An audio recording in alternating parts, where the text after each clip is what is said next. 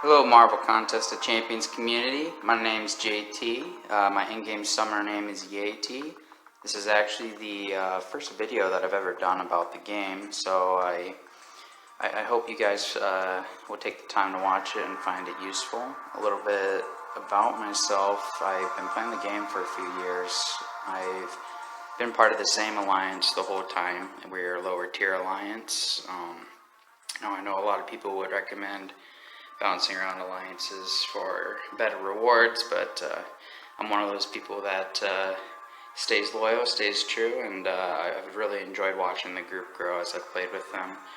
And the reason why I'm making this video today, when I was looking, I love the game, and I routinely look at quite a bit of the content that floats around YouTube and Reddit from a lot of the bigger content creators for the game, and I just noticed a trend that there are, of course the game is very large, there's lots of champions, and opinions on who you like and who you think is strong is going to be a bit subjective, but I noticed that for some defenders, and M.O.D.O.K in particular, that's the subject of today's video, they really don't get the love that they probably deserve. The things that I enjoy the most about the game is actually wars and experimenting with different combos to see what feels strong, what might be underrated. And I definitely think, after seeing quite a bit of content about M.O.D.O.K, that he falls within that category.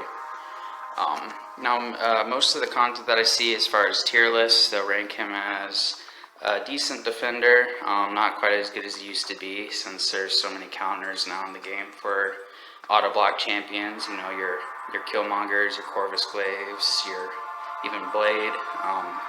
All of those champions are very good into him. And then they'll rate him as just kind of an okay attacker. And really, he was one of the first people that I took up to rank 4 as a 5-star, and I fell in love with his playstyle. And really, after playing him, I think there's a lot of underrated value that he has as an attacker too. Now, I figure that maybe some people might have taken up their M.O.D.O.K to rank 4, probably not rank 5 like me, but maybe in the past for wars, and now they just have him kind of sitting around and they're not sure what to do with them. So really the intent of this video is hopefully as part of a larger defender series that I would like to do, talking about the offensive uses of defenders that you may have ranked up in the past. And really, I think M.O.D.O.K brings a lot of utility that other champions don't, that you can find very useful. It kind of reminds me of Iron Man Infinity War and how underrated he was before people started playing him with Spider-Man's stealth suit, and realizing that he actually had pretty good damage potential if you knew his kit and knew how to use him. And just some of the other nuances about him, such as being a soft counter to evade champs with his undodgeable repulsor attacks. Now, most people probably know this already who are familiar with the game, but with M.O.D.O.K, he's got his special one, which reverses power gain and regeneration, a pretty significant amount actually, and does not actually generate any power when you cast it. And really the thing with M.O.D.O.K is he actually, he has one of the largest synergy pools in the game, really. Some ones that I find useful right now, the one with Domino is nice for additional bleed on targets, just because I run 5 out of 5 deep wounds, and M.O.D.O.K Special 2 does a pretty good chunk of damage on top of a pretty nice little bleed when you run that set. And Old Man Logan, you can use him specifically for Thing and Korg matchups. It's pretty nice to have on Old Man Logan to remove either those rock stacks or rock shield off of the target. So if you don't really have a conventional pick into one of them, sometimes you can use that as a workaround. But the other thing that people understand about M.O.D.O.K is, he has a different, pretty unique but fun playstyle with his heavies. It's a multi-hit with the chance to incinerate the target, and it's pretty satisfying when you get that off. So really I think about that as a soft counter to evade champions, and as well, just because even if they manage to dodge one or two of the hits, there's still a pretty high probability of it connecting with them. But again, you probably know all that. So the reason why I wanted to talk about M.O.D.O.K is actually in conjunction first with the Mr. Sinister synergy. Let's pull that up here. So with Mr. Sinister, each time the opponent uses a special attack, they become power locked for 6 seconds. So this is really nice for actually a lot of Act 5 and Act 6 content. The stuff I'm talking about today, each champ has their use in the game. So we're not talking about like absolute in-game stuff, like your Aegons and your Dr. Dooms, things like that. This is more tailored towards specific utility counter picks for a lot of different nodes. And the power lock is pretty significant, especially for Act 5, because there's quite a few paths that are designed to be long for your champions to suffer quite a bit of chip damage. And the power lock is really nice for a lot of opponents that they put out on the field. Your counter Hyperion and M.O.D.O.K a bunch of times, just as a couple examples. And the nice thing with M.O.D.O.K too, I've noticed some people don't realize that with the power gain reversal that it applies to the node path, where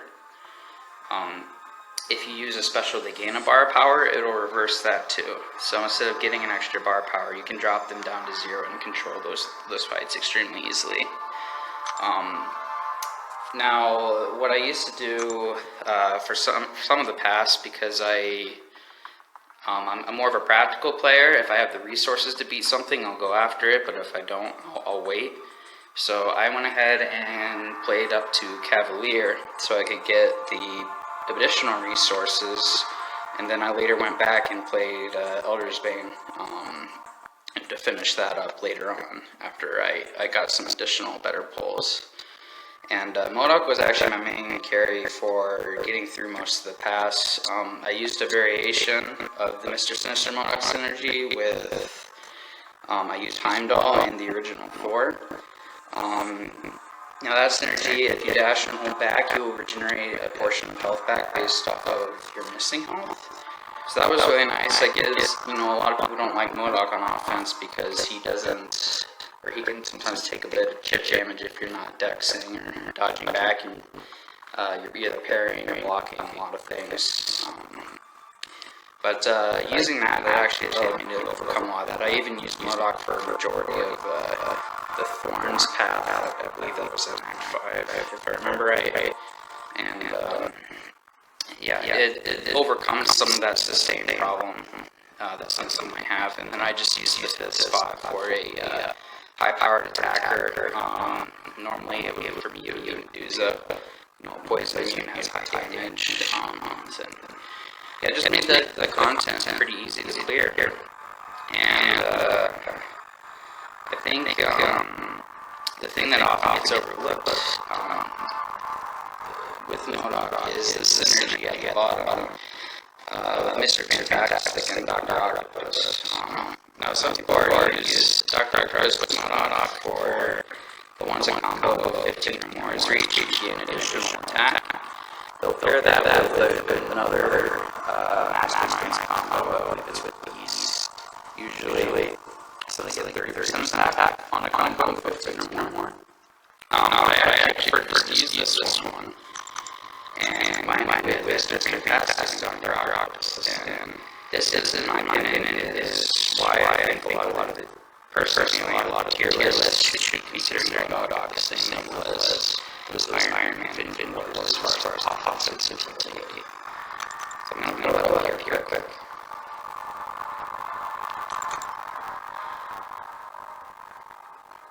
So the key here is shared knowledge. Attack on science games, though, also apply death powers to deal direct damage and keep 60% of their attack rating. The opponent activates a special attack. The power stacks up 3 times. Since indefinite, that's going to last on the opponent, it will not expire until they actually use that special, and it's 60% of their attack rating. Now, the reason why I like using that on M.O.D.O.K is because of his incinerate chance on his heavy attacks, and because Harry applies this to have that power sting. So it's really easy, actually, to hit those 3 stacks right away. And now our next level of my champs, my attack looks weird because I'm running a suicides build for my red that I have invested in. But I believe at rank 5 it's something like 2389 with a larger than average health pool of like 37k or so, give or take. I don't have the exact numbers in front of me. But if you're thinking about that and you're dealing, you have a maxed out M.O.D.O.K or even a 4, rank 4 M.O.D.O.K, you're ripping off those heavy attacks 40% chance for 1407.6 damage over 4 seconds. And the opponent tries to launch a special, they're eating that power sting for that, percentage of the attack damage, which can end up being quite a bit of direct damage to the opponent. That's good, for example, for the safeguard, I believe it's called, node, where they can only lose more than 1% of their health from a single source. That can circumvent that, so that's another example where he can be used to get around maybe some nodes.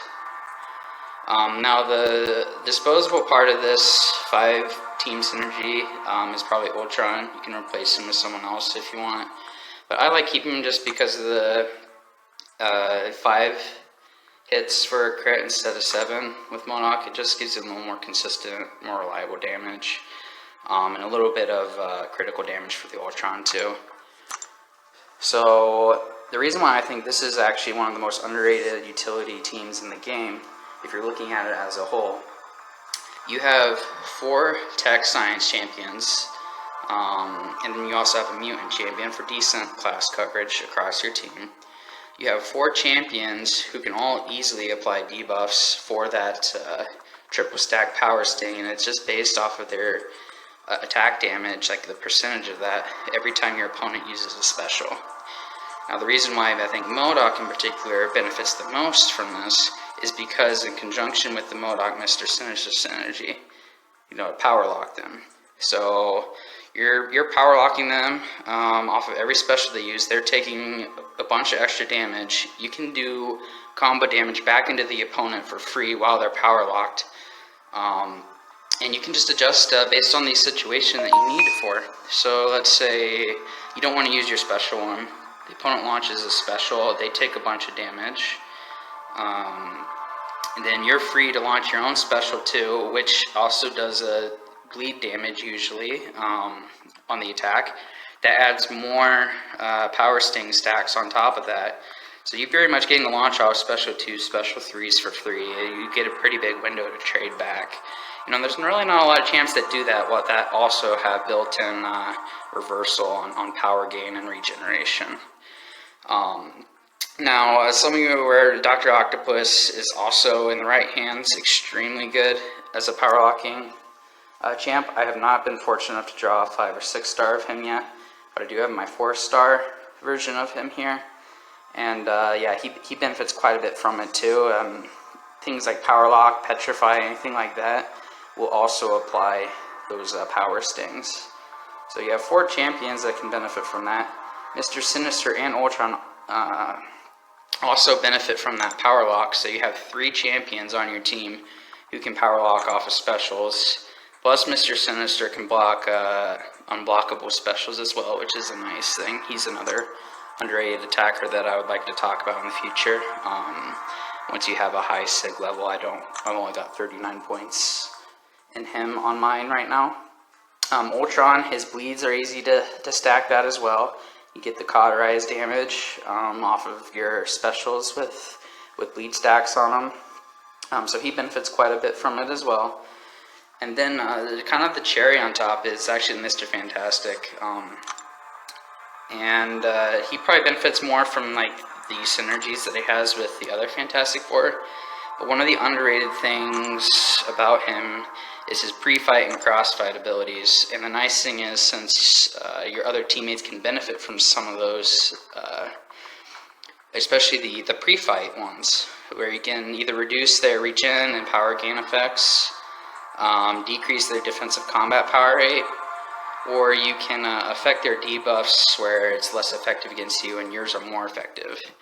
Now picture a max deep wounds special 2 from M.O.D.O.K, increasing the effectiveness on them by 22%. For free, no power gain traded off of it, or off of your special 3, the potency on those are also increased. Now, it's a little less consistent because they're random, but if you for some reason get pushed to a special 3, it's really nice to have that additional insurance on your team when you're clearing content.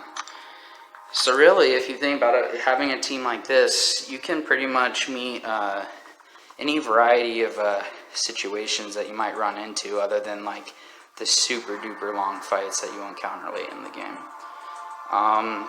So anyways, that's my spiel. There's a lot of hidden uses of M.O.D.O.K, beyond just his heavy attacks, and not to quote the old Reading Rainbow episodes, but you don't have to take my word for it. You can try it out yourself. So yeah, I hope this has proven to be educational, and that maybe if someone else is out there thinking, well, should I really take my M.O.D.O.K up to rank 4, rank 5? I just encourage that you try it out, because if you have higher rank champions from these synergies, you can do quite a bit of damage and beat a variety of content with it. So anyways, that's my time for now. Maybe I can talk about some other champs in the future. Another one I'd really like to do someday would be Korg. He's great into power gain and evade champs if you use him correctly. Dormammu as well. He can still be viable for certain paths in Act 5 and Act 6 as well. So anyways, thanks for watching, and I appreciate you having me. Have a good one.